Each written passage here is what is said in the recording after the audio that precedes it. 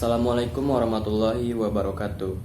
Perkenalkan, nama saya Brian Fafian Ali dengan nomor induk mahasiswa 12050112938. Saya dari kelas D, Fakultas Sains dan Teknologi, jurusan Teknik Informatika, Universitas Islam Negeri Sultan Syarif Qasim, Riau.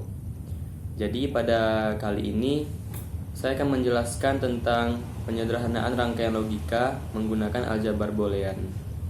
Baiklah, untuk tidak memperpanjang video, saya akan memulai video pembahasannya.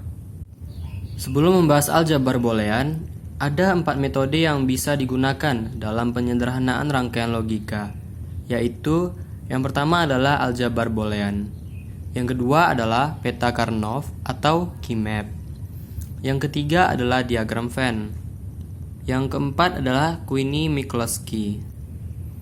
Aljabar boolean. Aljabar boolean atau dalam bahasa Inggris disebut dengan Boolean algebra adalah matematika yang digunakan untuk menganalisis dan menyederhanakan gerbang logika pada rangkaian-rangkaian digital elektronika. Boolean ini pada dasarnya merupakan tipe data yang hanya terdiri dari 2 nilai, yaitu true dan false atau tinggi dan rendah, yang biasanya dilambangkan dengan angka 1 dan 0 pada gerbang logika ataupun bahasa pemrograman komputer. Aljabar ini pertama kali diperkenalkan oleh seorang matematikawan yang berasal dari Inggris pada tahun 1854. Nama boolean sendiri diambil dari nama penemunya, yaitu George Boole. Di dalam aljabar boolean terdapat hukum-hukum yang berlaku. Hukum aljabar boolean. Dengan menggunakan hukum aljabar ini, kita dapat mengurangi dan menyederhanakan ekspresi boolean yang kompleks, sehingga dapat mengurangi jumlah gerbang logika yang diperlukan dalam sebuah rangkaian digital elektronika. Yang pertama adalah hukum komutatif atau commutative law. Hukum komutatif menyatakan bahwa penukaran urutan variabel atau sinyal input tidak akan berpengaruh terhadap output rangkaian logika. Seperti A ditambah B akan sama hasilnya dengan B ditambah A. A dikali B akan sama hasilnya dengan B dikali A. Untuk catatan, pada penjumlahan dan perkalian, kita dapat menukarkan posisi variabel atau dalam hal ini sinyal input. Hasilnya akan tetap sama atau tidak mempengaruhi keluarannya. Seperti pada tabel, contohnya, jika kita meletakkan 0 pada variabel A dan 0 pada variabel B, hasilnya adalah 0. Dan jika dibalikkan akan sama saja hasilnya. Nah, begitu juga pada yang jika kita meletakkan 0 pada variabel A dan 1 pada variabel B, hasilnya akan sama juga. Pada perkalian begitu juga. Jika kita meletakkan 0 pada variabel A dan 0 pada variabel B, hasilnya akan 0 juga. Nah, pada yang di bawahnya juga, jika kita meletakkan 0 pada variabel A dan 1 pada variabel B, hasilnya akan sama juga. Yang kedua adalah hukum asosiatif atau associative law. Hukum asosiatif menyatakan bahwa urutan operasi logika tidak akan berpengaruh terhadap output rangkaian logika. Di sini dia menjelaskan bahwa urutan dari operasi tersebut tidak akan mengganggu hasil keluaran atau outputnya, atau tidak akan mengubah nilai dari yang pertama. Seperti A ditambah dalam kurung B ditambah C tutup kurung akan sama hasilnya dalam kurung A ditambah B tutup kurung ditambah C, dan A dikali dalam kurung B dikali C akan sama hasilnya dengan dalam kurung A dikali B dikali C. Nah, pada pertambahan itu contohnya seperti ini. Jika kita meletakkan 0 pada variabel A, B, dan C, hasilnya adalah 0. Walaupun urutannya kita bedain. Dari yang awal itu adalah A ditambah dalam kurung B tambah C menjadi dalam kurung A ditambah B ditambah C. Begitu juga pada perkalian. Jika kita meletakkan 0 pada variabel A, B, dan C, maka hasilnya begitu juga walaupun dia mengubah urutan. Yang ketiga adalah hukum distributif atau distributive law. Hukum distributif menyatakan bahwa variabel-variabel atau sinyal input dapat disebarkan tempatnya atau diubah urutan sinyalnya. Perubahan tersebut tidak akan mempengaruhi output keluarannya. Jadi, pada variabel ini, pada hukum ini, walaupun kita menyebarkan tempatnya atau mengubah urutan sinyalnya, hal ini tidak akan mengubah outputnya seperti pada hukum komutatif dan asosiatif. Seperti ini kalau distributif. A dikali dalam kurung B ditambah C, hasilnya adalah A dikali B ditambah A dikali C. Nah, yang di bawahnya A ditambah dalam kurung B dikali C, hasilnya A ditambah B dikali A ditambah C. Pada tabel sudah diberikan contoh juga. Jika kita meletakkan 0 pada variabel A, B, dan C, maka hasilnya akan sama juga dengan distributif yang dicoba. Seperti ini. Jika A dikali B ditambah C sama dengan A dikali B tambah A dikali C, maka hasilnya sama-sama 0. Pada pertambahan begitu juga. Nah, di dalam aljabar boolean juga terdapat aturan-aturannya. Aturan-aturan aljabar boolean. Yang pertama adalah A dikali 0 sama dengan 0. Yang kedua, A dikali 1 sama dengan A. Yang ketiga, A dikali A sama dengan A. Yang keempat, A dikali A bar sama dengan 0. Catatan, A bar sama dengan A aksen, hanya berbeda simbol saja. Lanjut, yang kelima adalah A ditambah 1 sama dengan 1. Yang keenam, A ditambah A sama dengan A. Yang ketujuh, A ditambah A bar sama dengan 1. Yang kedelapan, A ditambah 0 sama dengan A. Yang kesembilan, A ditambah A bar B sama dengan A ditambah B. Yang ke-10, A bar ditambah AB sama dengan A bar ditambah B. Pada peraturan dari nomor 1 sampai 4 itu adalah aturan yang berlaku pada N atau perkalian. Dan peraturan dari nomor 5 sampai 8 itu adalah aturan pada OR atau penjumlahan. Nah, ada beberapa keterangan pada penjabaran aturan nomor 9 dan aturan nomor 10 seperti ini. A ditambah A bar B sama dengan A dikali dalam kurung 1 ditambah B ditambah A bar B. Kemudian kita mengalihkannya A ditambah AB ditambah A bar B. Nah, di bagian bawah itu baru kita mengurutkannya atau mengelompokkannya. A ditambah B dikali A bar ditambah A. Nah, karena di sini berlaku aturan nomor 7, maka A bar ditambah A itu adalah 1.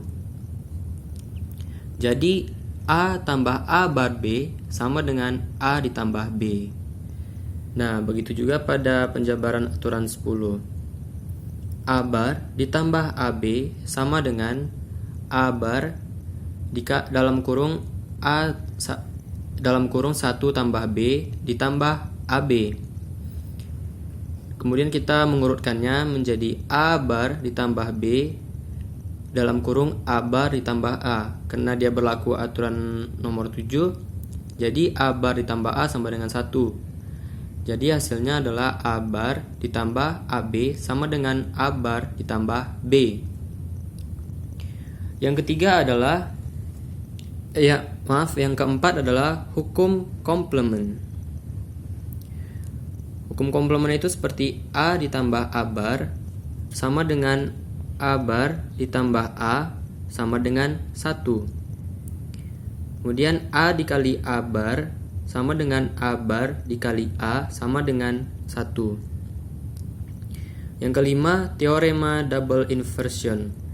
Itu polanya seperti A dengan double bar sama dengan A. Yang keenam, teorema De Morgan. Di sini dia polanya itu seperti A ditambah bar. Jadi bar diletak di pada penjumlahannya akan hasil sama dengan A bar dikali B bar. Nah, yang pada perkalian begitu juga, A dikali bar B. Jadi barnya itu terletak pada perkaliannya. Hasilnya adalah A bar ditambah B bar. Nah, teorema dualitas. Teorema dualitas itu seperti ini. A dikali dalam kurung B ditambah C, jadinya itu adalah AB ditambah AC. Nah, yang ini juga A ditambah BC, hasilnya menjadi A ditambah B dikali A ditambah C. Selanjutnya itu adalah teorema redundan. Teorema redundan itu seperti ini. A ditambah AB sama dengan A. A ditambah A bar B dikali B, hasilnya A tambah B. Nah, yang terakhir itu A dikali dalam kurung A ditambah B, hasilnya adalah A. Yang kesembilan adalah teorema kombinasi. Teorema kombinasi seperti ini. AB ditambah AB bar sama dengan A. Ini bawahnya juga dalam kurung A ditambah B dikali A tambah B bar sama dengan A. Dan yang hukum ke-10 itu adalah teorema konsensus. Nah, seperti ini teorema konsensus. AB ditambah A bar C ditambah BC, hasilnya menjadi AB ditambah A bar C. Yang di bawahnya A tambah B dikali dalam kurung A bar tambah C dalam kurung dikali B tambah C, hasilnya menjadi A bar B ditambah dalam kurung A bar tambah C. Baiklah, selanjutnya kita akan masuk pada contoh soal. Nah, di sini adalah sederhanakan pernyataan logika berikut.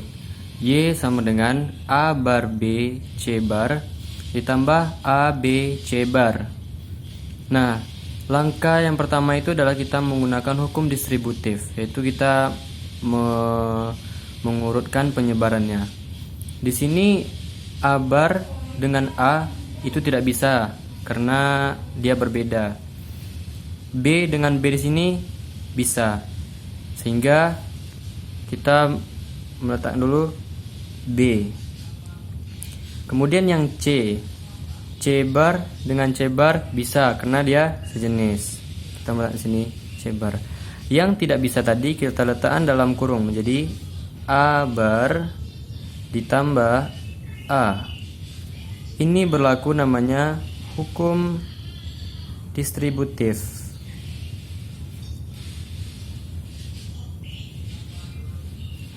Nah, setelah berlaku hukum distributif baru kita memakai tadi pada aturannya berlaku aturan nomor 7. Yaitu di mana A bar ditambah A sama dengan 1. Jadi B C bar kali 1. Jadi Y sama dengan B C bar.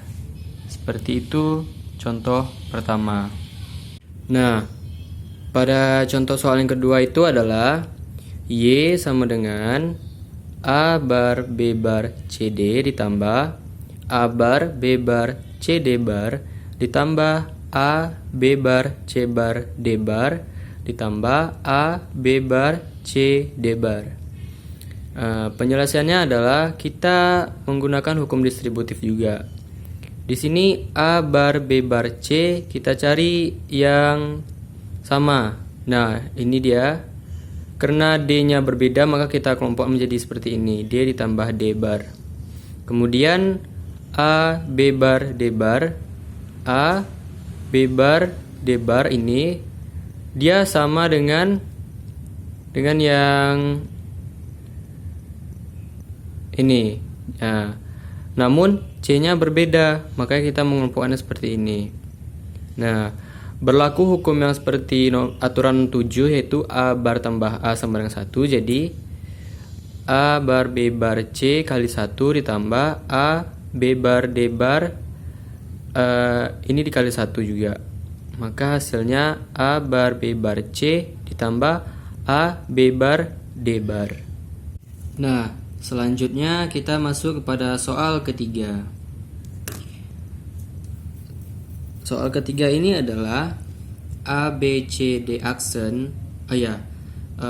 Saya ingin memberitahu di soal ini kita memakai aksen bukan bar. Sebenarnya simbolnya sama saja dan memiliki fungsi yang sama. Baik, kita lanjut. A, B, C, D aksen ditambah A aksen, B, C aksen D ditambah A, B, C aksen, D aksen ditambah A, B, C, D ditambah A aksen B, C, D ditambah A aksen B, C aksen D aksen. Nah, ini kan sudah memiliki beberapa variabel yang banyak. Supaya kita tidak pusing dalam mencarinya, sebaiknya kita lebih mengelompokkannya kepada yang lebih mirip-mirip terdahulu, seperti ini. A, B, C, D aksen mirip dengan A, B, C, D. Hanya yang membedakan D itu adalah antara D dengan D aksen. Kemudian A aksen B, C aksen D ditambah A aksen B, C, D. Di sini yang membedakannya hanyalah pada C aksen dan C. Kemudian A, B, C aksen D aksen ditambah A aksen B, C aksen D aksen. Nah, di sini yang membedakannya adalah A aksen. Setelah kita mengurutkannya atau mengelompokkannya menjadi yang terlebih dekat, nah, baru kita bisa menggunakan hukum distributif. Di sini berlakulah di hukum distributif, di mana ABC dikali D aksen tambah D ditambah A aksen BD dikali C aksen tambah C ditambah BC aksen D aksen dikali A tambah A aksen. Nah, setelah kita mendapat seperti ini, baru kita menggunakan aturan nomor 7, di mana A aksen atau A bar ditambah A sama dengan 1. Nah, maka hasilnya menjadi seperti ini. ABC dikali 1 ditambah A aksen BD dikali 1 ditambah BC aksen D aksen kali 1. Maka hasilnya menjadi